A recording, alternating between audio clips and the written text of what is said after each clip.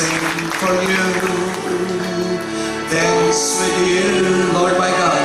Lift my hands in praise to you, Lord. This song, we love you, Lord. We love you, my Lord.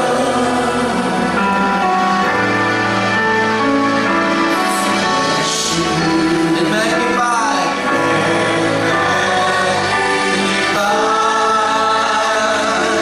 your name. Seek your face in your presence. All of these things, I want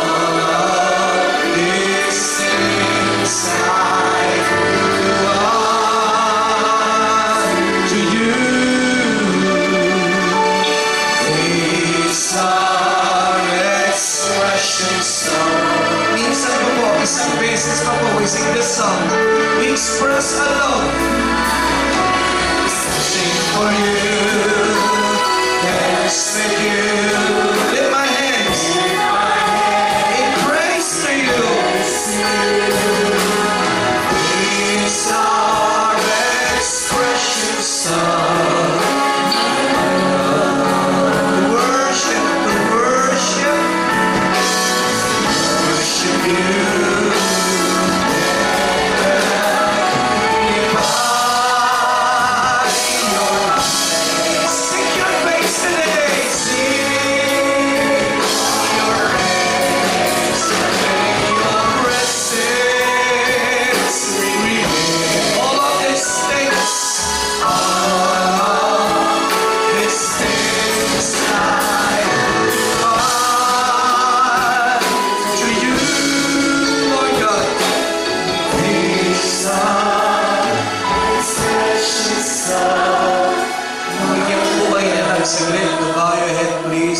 Just get connected with God and feel free to connect to God in prayer and in worship.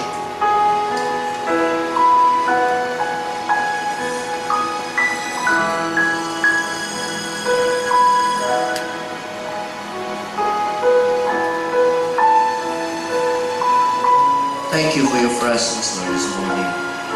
Salamat na kami malakas. Salamat na dinala mo kami na ligtas sa lugar na ito.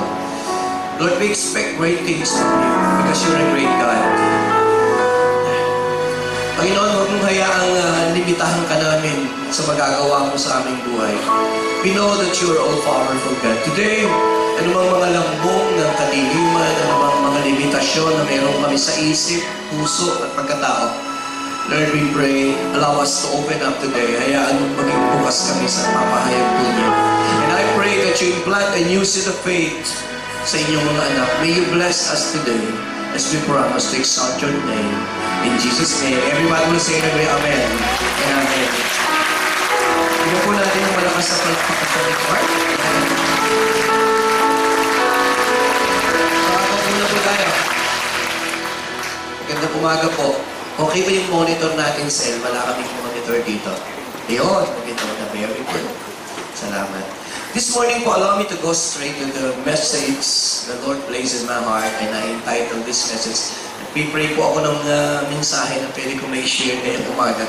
Dinila po ako ng Lord sa isang mensahe, pinamagatan ko kung moving beyond your limitations. Pakisabi po, moving beyond your limitations.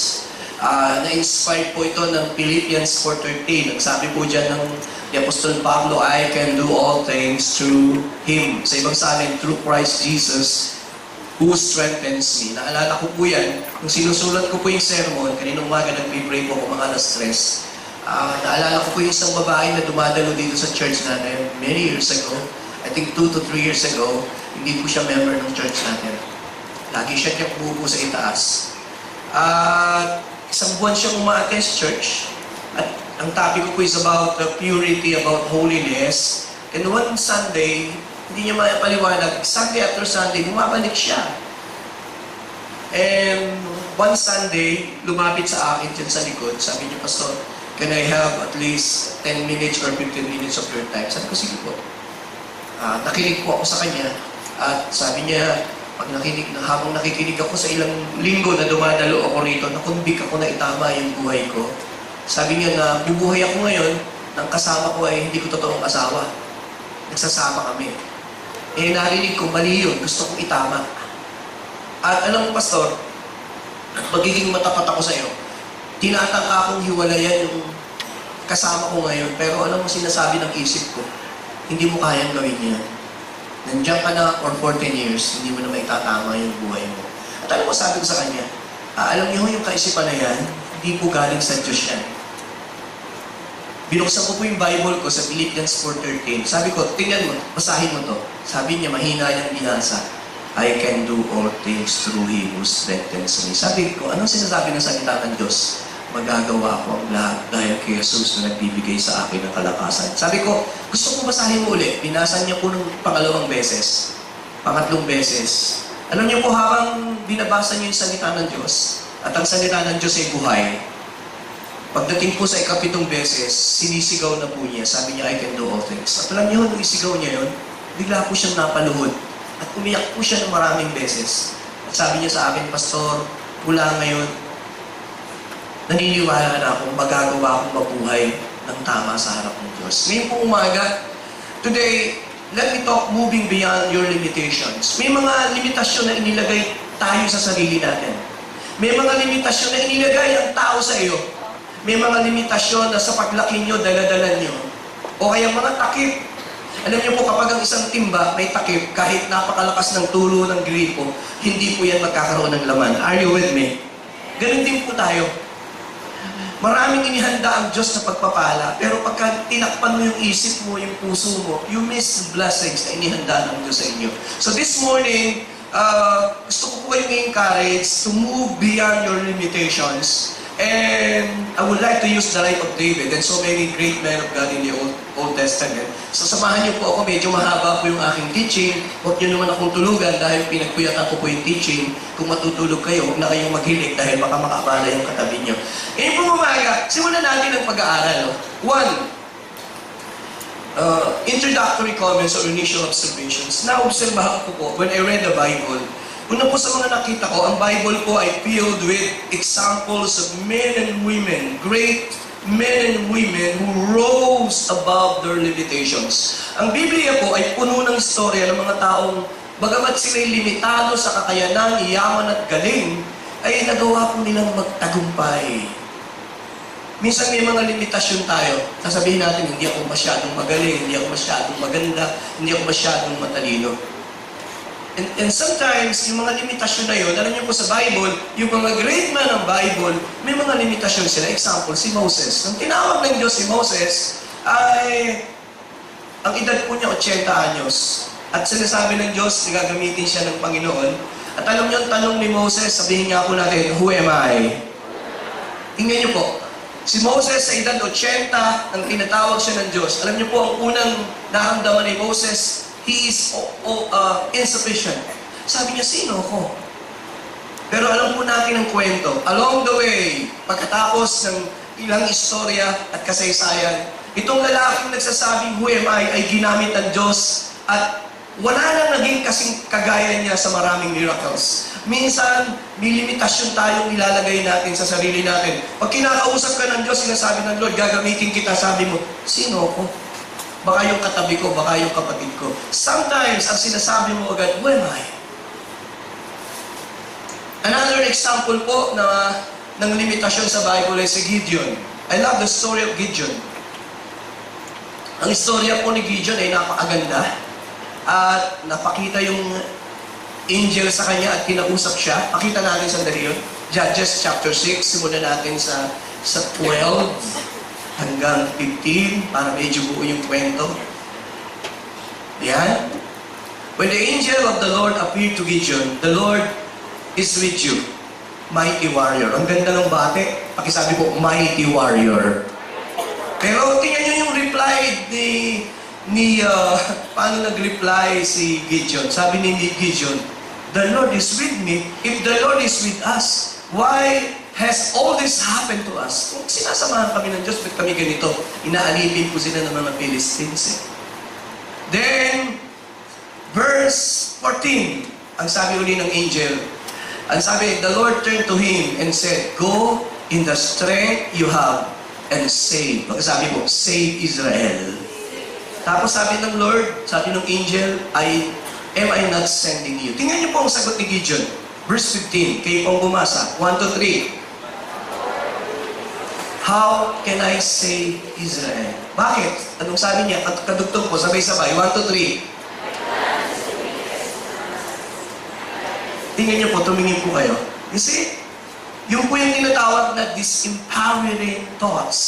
I call this disempowering mentality. Ang sabi ng Diyos, gagamitin kita. Eh sabi niya, paano mangyayari yun? Eh, pinakamaliit ang aking lahi. At higit sa lahat sa pamilya ko, ako ang pinakamahina. Ilan po sa atin, pag nakakarinig tayo ng ganitong sermon, sinasabi mo, naalala ko po yung isang pamilya, sabi nung tatay, ikaw ang magdudoktor kasi matalino. Ay, yung hindi ka anong matalino, sabi niya, ikaw ang magpapastor. Sabi ko, pambihira. Kung sino hindi masyadong matalino, yun ang magpapastor. Yung pinakamatalino, yun ang magdudoktor. Sometimes, meron po tayong, ang tawag ko po dito ay self-disempowering mentality. Minsan, ang problema po natin ay kung paano natin tinatanaw ang ating sarili. At minsan, may mga brand kang sinabi mo sa sarili mo, ay, hindi ako yan. Ganyan po si Gideon. And yet, si Gideon ay ginamit ng Diyos.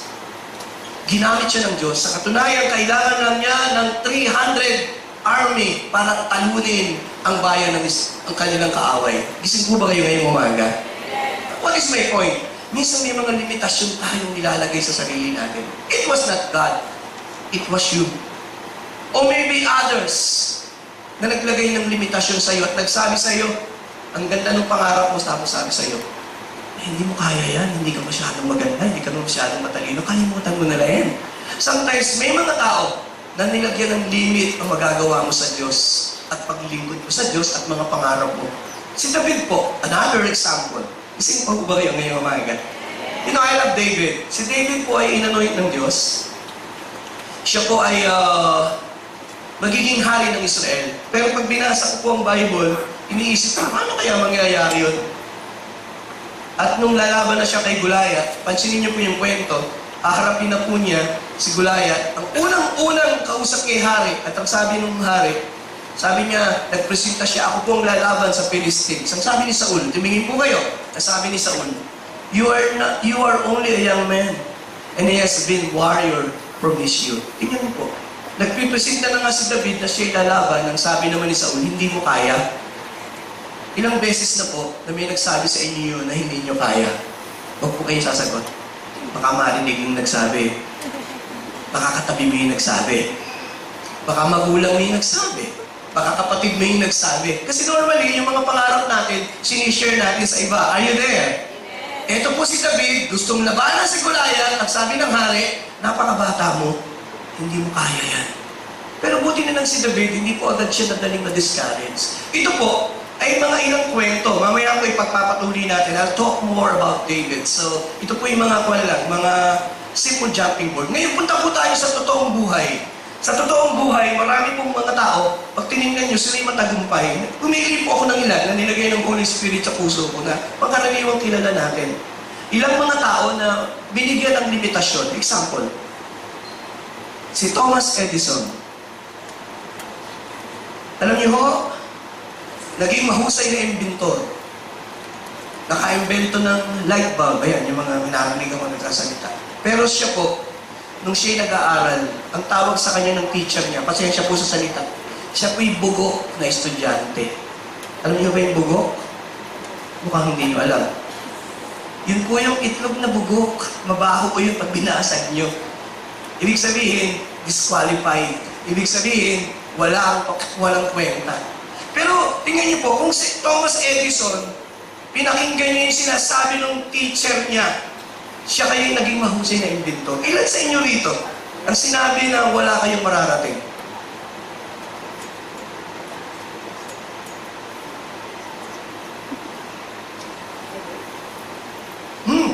Ilan ang nagsabi sa inyo, napakaliit mo, napakapangit mo, hindi ka maganda. Mahirap ka lang, huwag ka nang mangarap, bahala ka na. No! You see? Ito po, next. Si Albert Einstein, nakakatawa pong istorya niya. Alam niyo ba na ilang taon na siya, hindi pa siya marunong magsalita? At nung siya ay nag-apply sa kanyang eskwelahan, hindi po siya nakapasa. Pero si Albert Einstein ay naging isang mahusay na scientist at inventor. Kung pinakinggan niya yung sinabi, kung tinignan niya yung kanyang pagkaka-reject, baka hindi siya naging mahusay na scientist. Anong puntos ko po? May mga limitasyon tayo na inilagay ng ibang tao sa atin. Ang tanong, papahintulutan niyo ba yun? Eh minsan, ikaw pa ang naglagay ng limitasyon sa anak mo. Sabi ng anak mo, dahil gusto kong maging doktor. Sabi niya, anak ko, doktor na lang. Minsan yung anak mo, mga ngarap, sasabihin mo, anak, tandaan mo, mahirap lang tayo. Nakikinig po ba kayo? Minsan, ang unang pumapatay ng mga pangarap ng mga anak ay mga magulang. Totoo po yun. Alam niyo po yung aking anak, pangarap niya maging computer engineer. Eh, wala kaming kakayang magpaaral. Ang gusto niyang pag-aral ng eskwela, babangkitin ko na, Mapua Institute of Technology, pinakamagaling sa engineering. Eh, mahal ang tuition. Eh, sabi ko sa pangalay kong anak, sabi ko, anak, pag nag-aaral ka dyan, pwede naman, kaya lang hindi na tayo kakain. Pangalawa, hindi na rin mag-aaral yung mga kapatid mo. Hindi po niya ako binabati ng 2 linggo. Pagkalipas ng 2 linggo, humupa na yung pagtatampo niya. Sabi ko, anak, pasensya ka na. Nagkatatay ka lang ng pastor eh. Pasensya ka na sa akin. Pero mapag-aaral kita sa isang hindi sikat na eskwelahan. Bulacan State University doon sa Bulacan. Simple school. Pero anak, ito pangako ko sa'yo. Pag mag-aaral ka ng mabuti, sasamahan ka ng Diyos, magtatagumpay ka. Ako po hindi nagyayabang. Ang anak ko ngayon consultant ng isang American company. Ang yakang ng tatay. Bakit ko po ito sinishare? Sinishare ko po ito hindi para magyabang, para encourage yung mga magulang. Maybe sa isang ang mga anak ko puro sa public school nag-aaral. Kasi nga, pastor lang ako. Hindi ako marunong magparinig. Hindi ako marunong manghingi. I believe God to provide for me. At hindi naman mayaman ang pinagpapastoran kong church. Ang mga dumadalo, mga nakabakya lang, mas mahirap pa sa akin. But I believe God called me to serve. Why I'm sharing this to you? Hindi po masama ang mangarap. Are you with me today? That is what I'm trying to say. What I'm trying to say today is, hindi po masama ang mangarap. Next, ito po ang paborito ninyo, Michael Jordan. Nung unang nag-try out siya nung high school, kick out siya agad, hindi siya nakapasa. Kung si Michael Jordan, isilantabi na yung bola at hindi na nag-basketball, baka walang Michael Jordan. Marlon. Ano kaya ang pakiramdam nung trainer o coach na nagtanggal sa kanya? Tapos yung tinanggal mo Michael Jordan, ako naging pinakamagaling na basketball player ng NBA. Ano ka ngayon? The point is, hindi niya hinayaan yung rejection niya. Hindi niya hinayaan yung sinabi ng mga tao, hindi siya magaling na kumontrol ng kanyang buhay. Ilan sa inyo ngayon ang nakaupo rito at sinabi ng iba, hindi ko magaling? O hindi ko maganda? Wala akong maaabot. Alam ko po, yung iba sa inyo, nakikita ko iba, nakakaagad sa labi nila at nayuyuko. At sabi mo, Pastor, marami ko ng beses narinig yan. But believe me, today, let me say this to you. Don't let others to put limitation on your dreams and in sa inyong mga potential. I want to hear an amen. Gusto ko pong magpatuloy pa yan. One more, isa pa. Kasi pag nagbigay ako ng maraming example, natanghaliin tayo. This is Campbell Morgan, isa sa mga paborito kong pastor. Pinasa ko po yung istorya niya. Sa kanilang church, kailangan mag-apply ka. Kailangan magaling kang mag-preach. At alam niyo po, nung siya mag-preach, hindi siya magaling. It was in 1988. 150 yung nag-apply na pastor sa church nila. Kasama siya sa na-reject.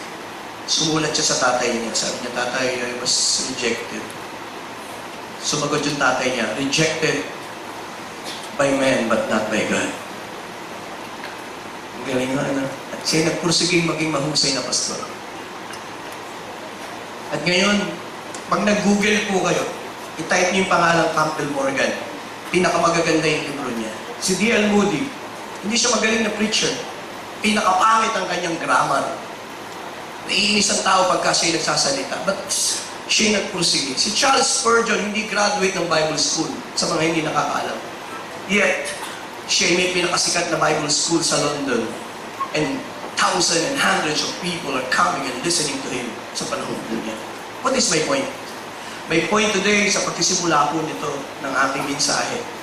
Ang mga limitasyon ay dalawa lang. Limitasyon na nilagay mo sa sarili mo at limitasyon na hinayaan mong ilagay ng ibang tao sa iyo. So today, let us move beyond our limitations. Naniniwala po ako, bawat isa sa atin may inilagay ang Diyos na mabuting bagay sa atin. We need to discover, gamitin natin para lumalaki ng Diyos at i-bless ang iba. I want to hear namin. Palakas na palapak na ako. Now, let's talk about limitations. Let's understand, what do you mean by limitation, Pastor, in the context? One, as I have said, there are many kinds of limitations.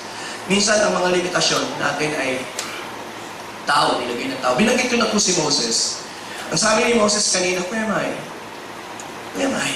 Bakit ganito ang sinasabi ni Moses? Kasi nga tumingin po kayo kay Pastor sandali, babalik ko. 40 years na siya sa desert. Ano ang trabaho ni Moses? Nag-aalaga ng pastol. Tumanda na siya, nag-aalaga ng pastol. Ang edad niya 80. At sasabihin ng Diyos ngayon, tinatawag kita. Kung ikaw po si Moses, ano sasabihin mo? Kung kailan pa ako tumanda? Saan gusto akong gamitin ng Diyos? Ilan po sa inyo nagsasabi nun? Di ba akong gamitin ng Diyos, Pastor? Alam niyo, may nag-apply sa Bible School natin, ang edad ay 73. Ang eskwelahan natin, as a P-floor. Kaya nung umakyat ako doon sa P-floor, hingal na hingal, nung makita ko, sabi ko, in-interview ko nag-a-apply. Sabi ko, Seth Bobot, kayo na mag-apply, kayo na mag-interview. At ang sabi ni Seth Bobot, hindi nyo na ako kailangan magpastor. Sabi niya, yung panahon ng pag-ilipon niyo sa Diyos, sobra-sobra na ho yun. Sabi nung nag-a-apply, rejected ho ba ako? Hindi ho. Mahirap umakyat dito sa P-floor every Saturday at klase. But the point na gusto niyang sabihin, at magta-travel pa siya mula doon sa Nueva Ecija, mind you.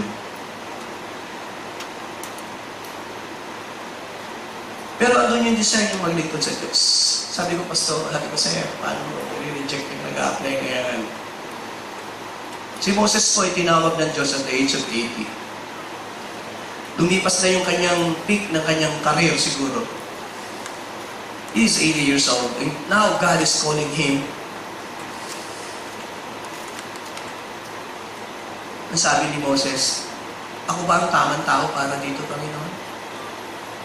Minsan, ganun tayo eh. Minsan sasabihin ko, am I the right man? Minsan po ganun tayo. Gising pa ho ba kayo? Si Gideon, mga example lang po ito. Si Gideon po ay, then we define what do you mean by limitation. Si Gideon po, as I have said, meron siyang tinatawag na disempowering mentality. Siguro dahil lumaki sa hirap, dahil mahirap na pamilya, natanim sa isip niya, wala siyang kakayanan. Kaya nung tinatawag siya ng Diyos, kasi pa ho ba kayo? Sabi niya, sino ako? Meron siyang, sabihin niya ako natin, loser's mentality. Parang, ganun tayo minsan eh. May loser's mentality tayo. Ang tingin natin sa sarili natin, talunan, parang chess. Nilalagay pa lang yung mga, sabi mo, talo na ako, hindi pa nagsisimula eh. Sumusulong pa lang ng isa. Minsan, meron tayong loser's mentality. Yun yung mentality ng mga Israelita. Pupunta sa promised land, wala pang labanan. Sabi nila, hindi natin kaya, talo na tayo, mga tipaklong lang tayo eh. You see, sometimes, meron tayong mentalidad na inilagay sa sarili natin, and we cannot go beyond because of that mentality. Pag meron tayong loser's mentality, sabi nila, lagi natin nakikita, we are inadequate. Sabi natin, hindi ko kaya. Pangit ako eh. Loser ako eh. Walang magaling sa akin. Pag ganun po ang tanaw nyo sa inyong sarili, sabi po nung isang sikat na mangangaral na paborito ko, sabi niya, nobody will believe you until maniwala ka sa sarili mo. Nakikinig po ba kayo? Kung ikaw ay nagbebenta ng isang bagay, paano ka makakabenta, ikaw mismo, hindi naniniwala sa produkto, at ang produkto ay sarili mo? Are you there? How can we convince people na may magagawa tayo mismo sa sarili natin? Kaya, pag ganun tayo, pakipaglalakad natin, lakad ng pangit. We act pangit. Bakit we think we are pangit?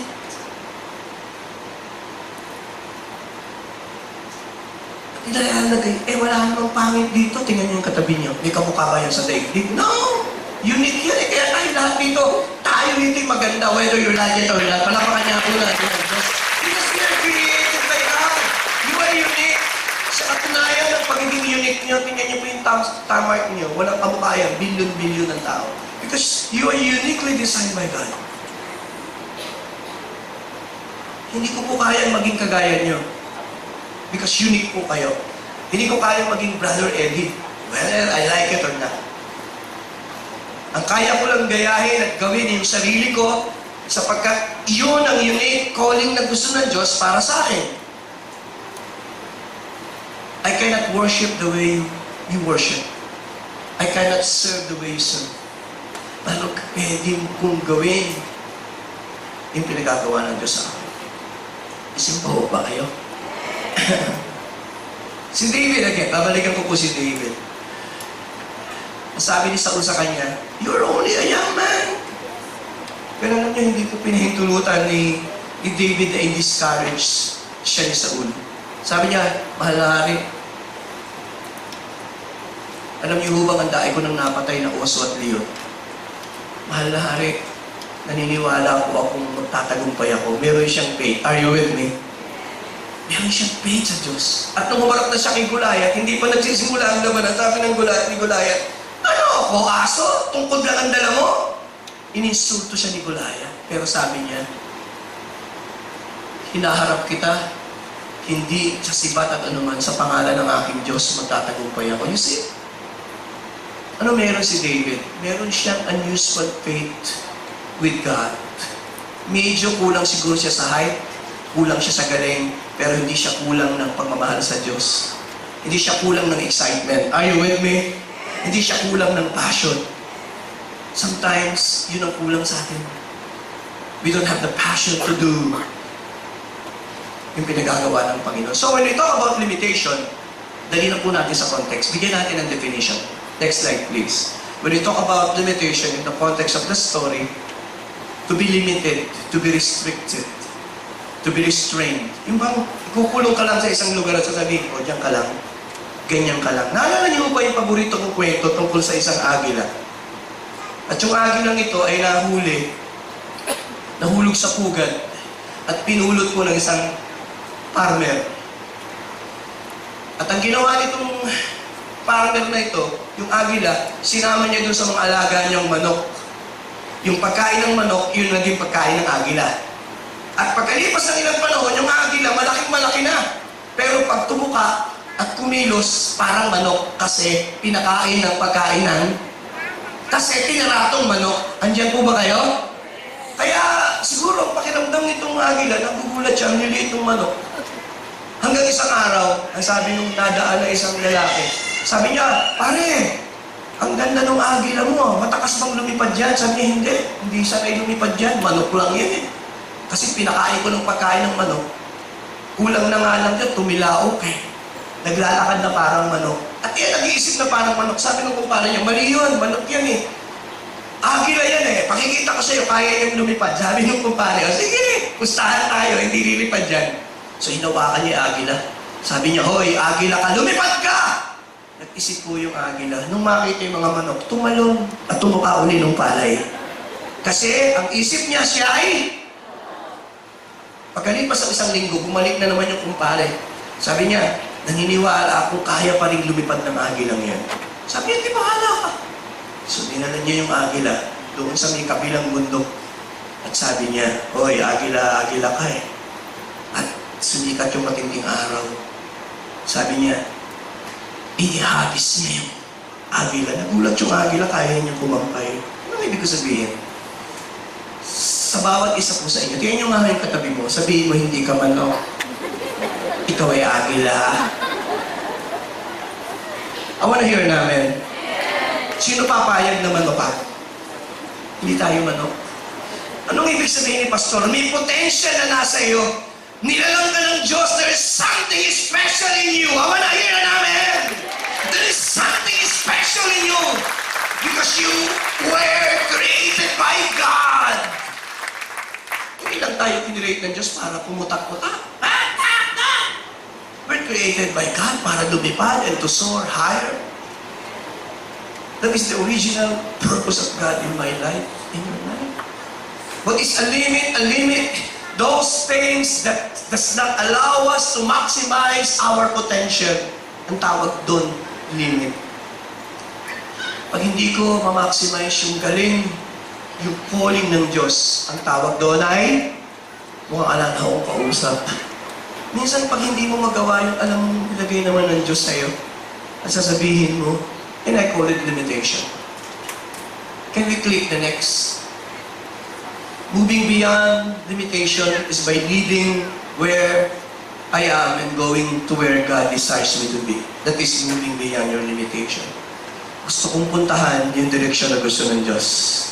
Gusto kong umalis sa kulungan na ikinulong ako. That is moving beyond your limitation. I wanna hear namin. Today, gusto ko pong i-encourage kayo. Gusto ko pong tingnan niyo yung sarili niyo na there's something special in us. Because we're created by God. God do have a purpose sa inyo. Let me move on. Mahaba po ito eh. Mabilis na lang. Common responses or response towards limitations. One, we easily get discouraged. Gusto ko po si David, hindi agad siya na-discourage. Nung sinabing hindi niya kaya. Sometimes ganun tayo eh. We just throw up our hands at sabi natin, ayoko na. Hindi mo nagawa at hindi mo magawa kasi na-discourage ka agad. Two, kasi kinukumpara mo yung sarili mo sa iba. Sabi mo, hindi ako kasing galing ng kapatid ko eh. Hindi ako kasing talino niya. Talagang ako yata ang ako yata ang hindi gaanong katalinuhan sa pamilya ko. Sometimes ganun tayo, kinukumpara mo yung sarili mo sa iba. Hindi ako gaanong kagandahan eh. Tiyan mo siya ang haba ng angos ng ilong niya. Tamo ako, ang ilong ko, ba't ganito? Di ba, mapungay naman yung mata mo. Look for something beautiful. 3. Minsan naman, tinatago natin yung kahinaan, pinakikita mong malakas ka, pinipake mong magaling ka. Ang realidad, hindi naman magaling. Hindi rin maganda yun. Maganda namin kung hindi nga ako magaling, pero kaya ko naman sa biyaya ng Diyos. Say amen. Pang-apat, we isolate. Pag nakakita ka ng magaling, sabi mo, hindi ako dyan, dito ako. Kaya nga, hindi ba sabi ko sa inyo, ilan sa inyo ang pinaupo sa robor nung bata pa kayo? Inabutan pa ho ba niyo yan? Yung patatalino yung nilalagay sa rowan. Ako lagi akong rowan eh. Pabalik na yung upuan. Oo, rowan, kasi iba yung teacher ko eh. Lahat ng maharot doon sa unahan. Oo, ganun ako ng elementary. Wala ata akong hindi nahalikang babae doon ng elementary. Itinatamay ko sa mga babae. Pag naaalala ko yung mga ganung bagay, ako inatatawa eh. But the point is, we isolate. Naglalagay tayo ng tag sa tao. Sasabihin natin, ito hindi ganong magaling. Ito hindi ganong matalino. Sana po mga magulang, iwasan po natin yun sa mga anak natin. Tanawin natin sila lahat magaling dahil ang mga anak natin yan. I wanna hear namin. I keep telling them na they're good. They're good. Another response. Some are determined. Gusto ko po si David eh. Magko-concentrate po kay David. Marami po siyang limitasyon. Pero at the end, mamaya po I'll talk on that. Just give me 5 more minutes. Lahat tayo may limitasyon. Pero pag nag-strive tayo, gusto natin gawin yun. Alam po ako, marami po akong limitasyon. Naalala ko nung una po ako nagpunta sa Amerika. Unang crusade ko sa Amerika. Ako po talaga naubos lahat ng takot ko. Kasi nakita ko yung nag-imbitang pastor, Black American eh. Ang uma-attend sa kanyang church. 80% Black, mga silip ko. Ang sabi ng demonyo sa akin, ngayong gabi mapapahiya ka na rito. Tandaan mo, dati ka lang drug addict. Hindi no. Narinig ko po yun sa isip ko. Eh, pag nag-preach pa naman ako sa English, sumasagot sila sa akin, "Come on, Pastor, you're hitting it. Come on, you hit it hard!" May kayo dyan. Hindi-nervous na nga ako rito eh. But, but my point is, I need to be determined. Sabi ko, Lord, hindi naman ako nagpresenta rito eh. If you really call me, then help me, Lord, to do this. What is my point? Kailangan maging determinado tayo. Nung una po ako nag-preach, narinig ko yung sabi ng matanda. Sabi ng matanda, wala nang magaling. Ibig sabihin, hindi ko magaling. Eh, paano kung nag-give up ka na nun? Hindi tayo nagkita-kita ngayon. What is my point? We need to be determined. Alam niyo po, nung unang nag-preach si Billy Graham, 8 minuto lang ang tinagal niya sa pulpito. Just 8 minutes. His beginning, ay hindi spectacular. Nung una bang tumugtog ka, Joel, ng piano, magaling ka ba? Ikaw, Eugene. Ikaw, nung una nag-drums ka, Marlon, ganyan ka ba kagaling ngayon? Ikaw, Lucille, nung una ka nagpa-awit, anong sabi ng mga tao sa paligid? Wala bang ibang magaling na worship leader yan? Di po ba? Minsan, kailangan isipin natin ang process naman. Wala naman. Sino rito nung ipinanganak? Doktor na agad, pakitaas ang kamay. Nurse? Wala. Teacher? Nung ipanganak kayo, engineer na kayo. Professor na kayo. Wala eh. It's a process. But we need to be determined. Yung gusto mong abutin, yung gusto mong pangarapin.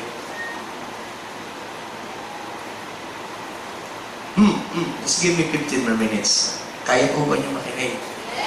Let me move on. Nasa una pa lang ako, number 1 pa lang po ito eh. Minsan, as I've said, nililimitahan din natin ang Diyos. Nalulungkot po akong sabihin minsan, alam mo naman, we're serving an unlimited God, yet we limit God.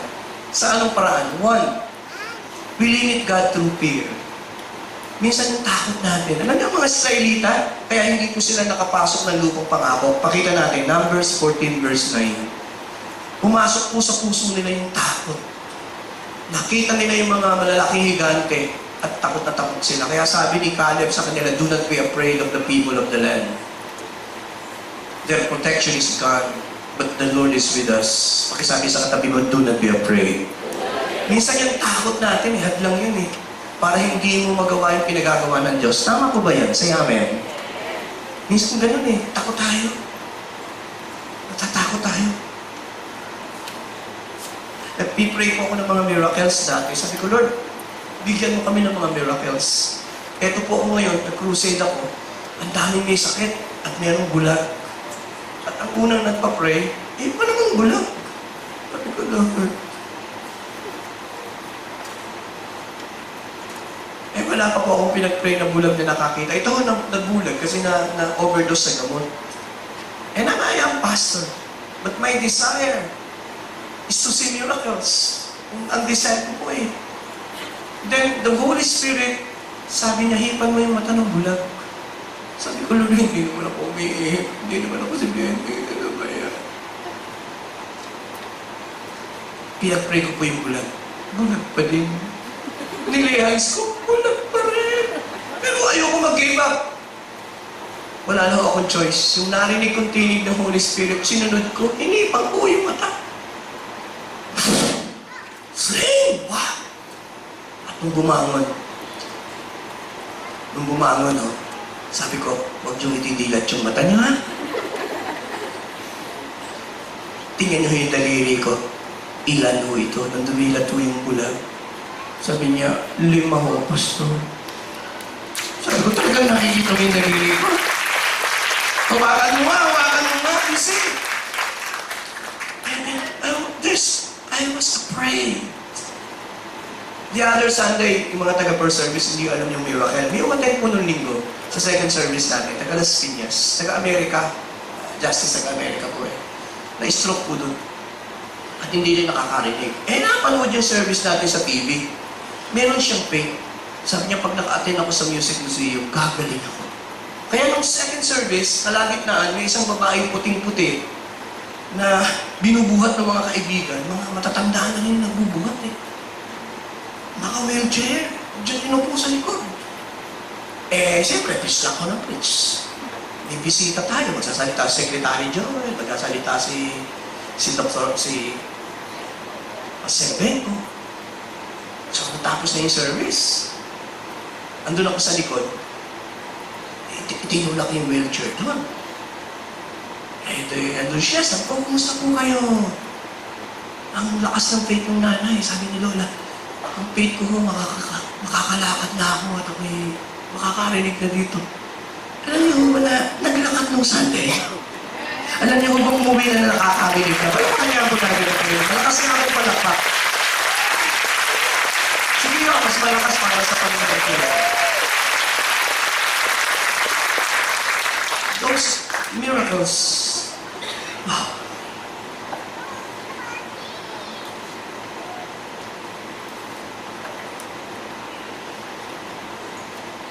Thank you, Lord. 2. Masarap po nun eh. Alam niyo, pangarap ko isang araw mapupuno po ng wheelchair itong stage natin. Can you believe with me? Can I say amen? We cannot convince people that the God we serve is alive until they see miracles. They need to know that the God we serve is alive. And we cannot convince them until they see the power of God. We limit God through doubt and unbelief. Sabi ng Lord, Numbers 14 verse 11, sabi ng Lord, hanggang kailan niyo ako mamalitin? How long will these people treat me with contempt? How long will they refuse? Pakisabi po, refuse to believe me. You see? They refuse to believe God. Balikan natin yung verse na sandali. Ikadugtong kasi yun eh. Yung verse. Nakalagay, in spite. Sa kabila ng lahat ng himalang ginawa ko. Hindi sila nananampalataya, hindi dahil walang ginawa ang Diyos. Ayaw nilang manampalataya. We can limit God. Ang Diyos na makapangyarihan, you can limit God. Malilimitahan mo ang Diyos pag ang puso mo pinuno mo ng unbelief, pinuno mo ng doubt.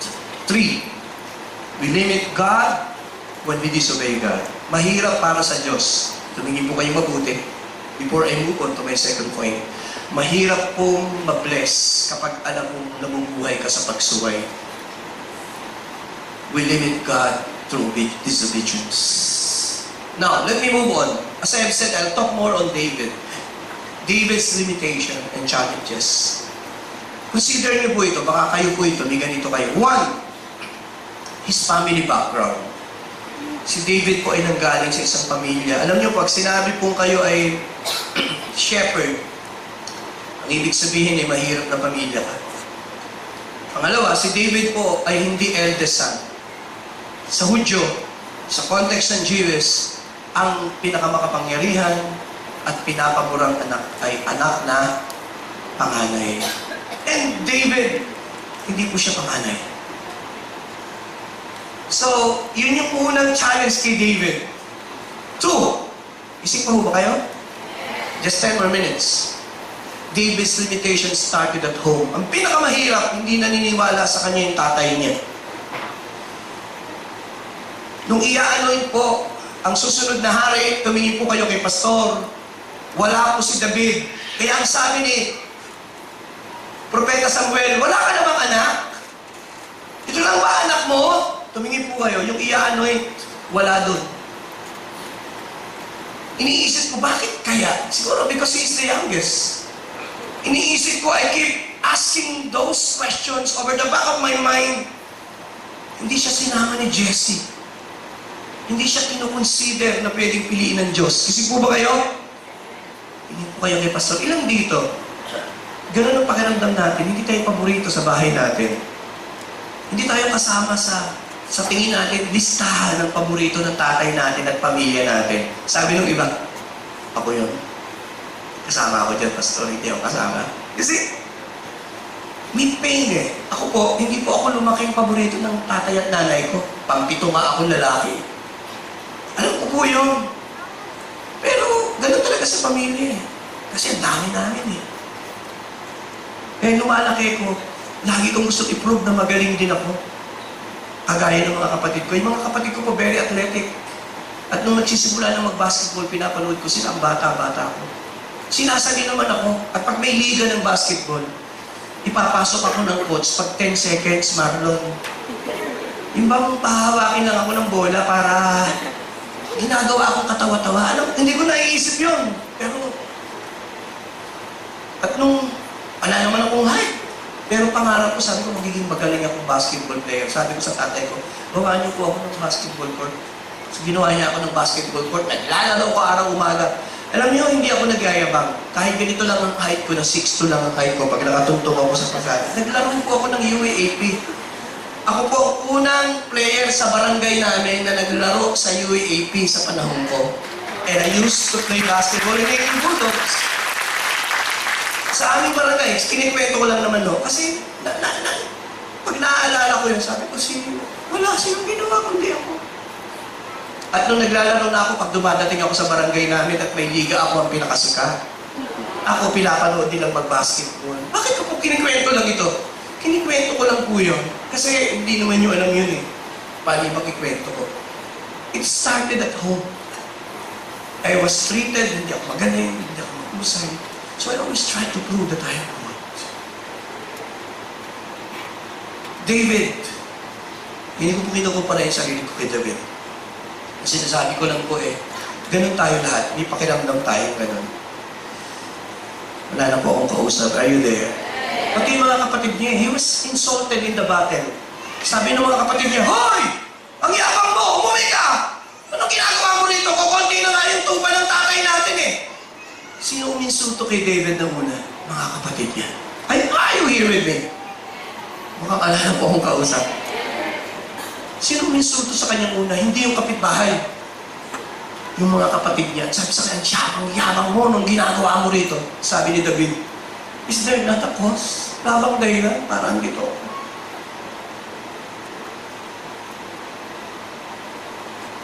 When we are belittled by people, okay lang sanang maliitin eh. Maliit naman tayo talaga. Okay lang tayo insultuhin. Pero huwag naman sana yung kapamilya natin. Mas masakit po yan. When somebody sa pamilya natin will talk that way. Maski nga yung ibang tao pag nagsasalita ng pangit sa anak natin, masakit sa atin. I wanna hear namin. Kahit totoo nga yung sinasabi nila, masakit pa din eh. Just give me 10 more minutes. I'm almost there. Wow. I can sense the Spirit of God. Ipilitin ko mong manakos.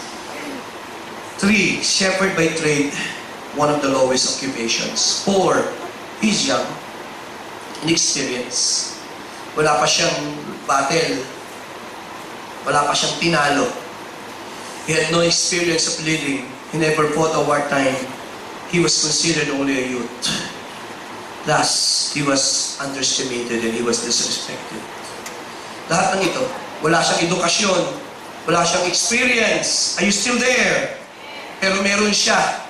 Sabi ko, faith. Meron siyang excitement to do God's will. Meron siyang puso na gawin ang gusto ng Diyos. Today, as I close, ang panalangin ko po, yung mga binhi na inilalagay ng Diyos sa puso natin, to dream and to believe, huwag pong mawawala. Now, let me close. Let me close. Next slide, please. Moving beyond your limitations. Paano po? Ilang suggestions? Practical, biblical. 1, pakibasa po yung number 1. Naniniwala po ba kayong kayong makalaya niyo dyan? Say amen. May mga naglagay ng gapo sa isip ko. May mga nagturo sa iyo ng ganito. But let me say this morning. Our faith determines whether God will free you from our limitations. Hanggat hindi ka naniniwala na kaya ng Diyos. Sabi ni Paul, I can do all things. I need to believe God. This is not believing sa sarili mo. Of course, importante yun. Your concept about God and your concept of yourself is important. But most of all, your concept about God is the key. I need to believe God. Naniniwala akong kaya akong gamitin ng Diyos. I wanna hear an amen. I need to believe ng isang kagaya ko pwedeng gamitin ng Diyos. I am not good. I am not as good as you. Pero pwede kong gamitin ng Diyos pag ilalagay ko sa kamay ng Diyos ang aking buhay. Sabi ko, Lord, kakalimutan ko lahat ng pangarap ko. Maglilingkod ako sa iyo. Ikaw lang ang paglilingkod ko. Wala nang iba. My entire life, ilalaan ko sa paglilingkod sa iyo. But I challenge you, Lord, use me. Use me for your glory. Mahirap kong sabihin sa Diyos na gamitin Kanya kung di mo kayang ilatag sa Kanyang paanan ang iyong mga pangarap at ang iyong sarili. Say Amen. Today, kung kaya mo sabihin, Lord, use me, Lord. I am not that good. I am not sufficient. But yung buhay ko, gusto mong gamitin mo. Please, Lord. But I need to believe, God. I need to believe. Kaya minsan, alam ko, yung iba, that thing is, kasi yung very close to my heart. Very close to my heart. Because you cannot move ang kamay ng Diyos if you don't believe Him. You need to believe God. You need also to believe sa iyong sarili. Pagkatapos mo maniwala sa Diyos. 2, isip pa ho kayo. I will ask, identify the resistant forces. Ano po ang mga nag-i-place mo sa inyo? Pastor, may takot sa puso ko. Gusto niyo po bang makalaya dyan? Pastor, may unbelief. Pastor, yung nakaraan kong failures, ano meron? Sino pong gusto makalaya dun sa mga nagkulong sa inyo? Say Amen. Pakitaas ko ang kamay, magpipray ako sa Lord. Lord God, hindi ko po alam. May mga factors. There are limiting factors sa isip at puso nila. Palayain niyo po sila ngayong umaga. I pray that they will experience freedom from those limiting factors. Holy Spirit, come. Set us free. Set us free. Allow us to believe you today. Palapakan po natin ang Panginoon. Amen. I sense the Spirit of God. It is you. Let me close in 5 minutes. It is you. Let me just sing the song. It is you that I love. It is you, my Lord and King. I apprehend to know and be known you. It is you. It is you that I worship. Holy, holy, worthy. Yes, you're worthy. How I love you, Lord, today. How I love.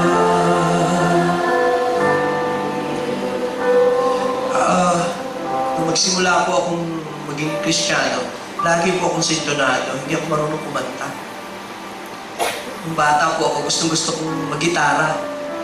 Ang may gitara lang sa bahay namin, yung kapatid kong panganay. So, lilingatin ko siya para magamit ko paminsan-minsan yung gitara. Natuto po ako ng konti.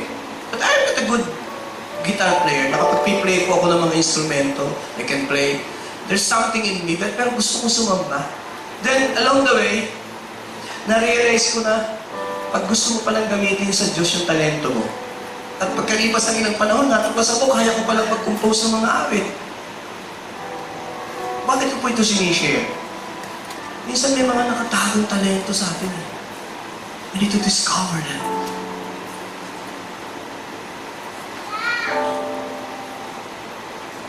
Kaya ko po yung sinishare sa inyo.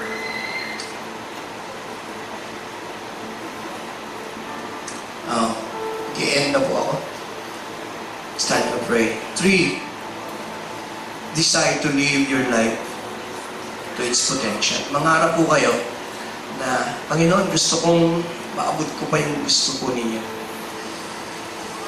Gusto kong magamit ko yung mga untapped talents na meron ako. Gusto ko pa pong maabot yung mga gusto niyo. Say amen. Pang-apat, challenge your confession about yourself. Baguhin niyo po yung sinasabi niyo sa sarili niyo. Sabi ng mga Israelita, tipaklong lang tayo. Pag pinataas ko po ang kamay niyo, meron ba tipaklong dito? Wala naman eh. Change your confession about yourself. Talk like a champion. Pakisabi po natin, I am a winner. I am anointed. I am God's child. I am a child of God. Kailangan isipin mo kung ano ka eh. Hanggat hindi mo pinapalitan yung sinasabi mo sa sarili mo, pag yung mga anak nyo, magsalita kayo ng mabuting bagay sa anak nyo. Don't curse them. Don't limit them. Bless them. Say amen. Speak good things sa sarili nyo. Last, pakisabi ko, ask the Holy Spirit to help you. To empower you. Empower tayo. Lord, hindi naman ako magaling, hindi ako malakas, pero naniniwala ako sa kapangyarihan ng iyong Espiritu Santo. Say amen. I'm reaching for your heart. You hold my life in your hands, drawing me closer to you. I feel your power in you. Nothing compares. Tumayo po tayo. When I can see you face to face. Pakita natin yung conclusion. I worship you in spirit and... Igin po kayo. Ito po yung aking papaalala. Overcoming self-imposed limitation isn't impossible. It may be difficult. It may take sacrifice. It may be challenging. Pero hindi po ito imposible. Limitation, don't limit us unless we let them. Maaaring isipin ng iba, wala ka namang potential eh. In reality, we have the greatest potential. Anak po tayo ng Diyos at kasama natin ang Diyos. That is our greatest assets. I'm reaching for your heart. You hold my life in your... Hallelujah! Drawing me closer to you. I feel your power. Hallelujah! Nothing compares to this place when I can see you face to face. I worship you. Pakitaas po ang kamay. Come, Holy Spirit. Come, Holy Spirit, fall on me now. Empower your church. I need your anointing. Come in your power. I love you. I love you, Holy Spirit. You're captivating my soul.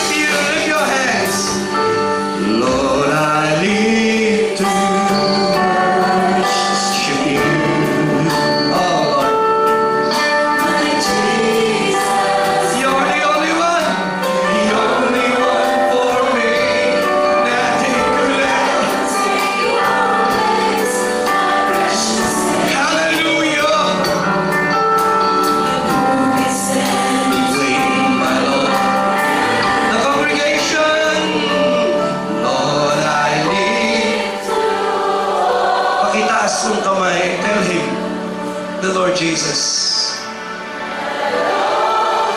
Bring it, Joel. just take me higher. Oh, draw me deeper. I give up. Lord, I live to worship. Lord, I live to worship you. My Jesus, you're the only one for me. Nothing could ever take your place, my precious Savior. And who can stand? Pwede ko po ba kayong marinig? Mas malakas everywhere! Lord. Wow! You're doing good! This place is anointed. The Lord is empowering you. Make Him in worship. The Lord is healing you. The Lord is releasing that strength in you as you worship Him. Today, everybody, everywhere. Lord, I need to worship.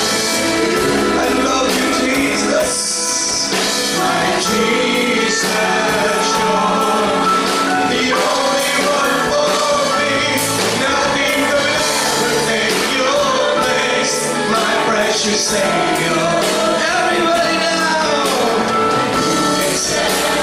Malakas na tinig sa ulit pagkakalawa. Lord, I need to honor you. I love you, great. I love perfect. Take me higher. Thank you, Holy Ghost.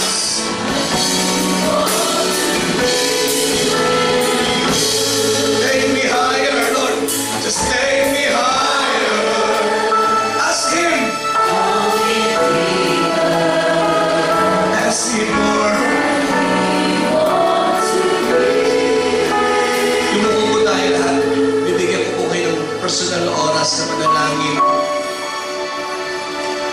Pagalingin niyo po ang mga sugat na meron sila ngayong umaga sa kaisipan, sa kanilang puso.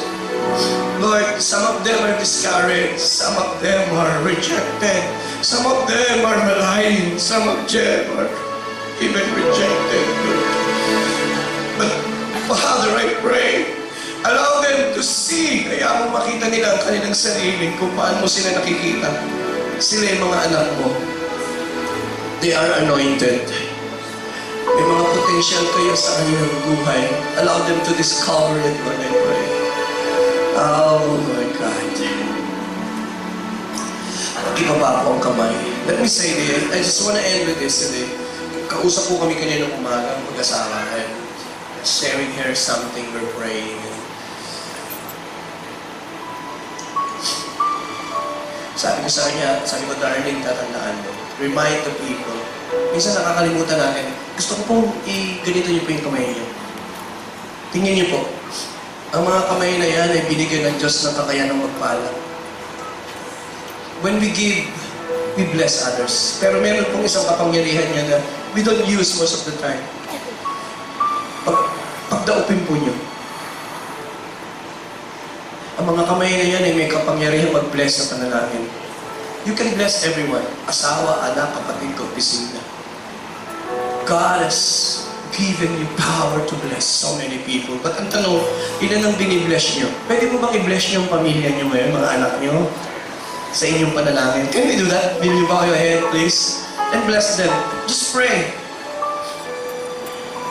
Bless them. Bless them. Pray for them. Hingin niyong gabayan sila ng Lord. Ingatan. Pagpalain. Samahan.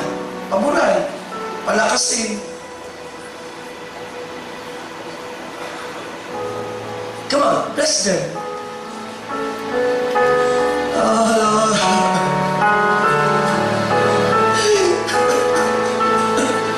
Bless.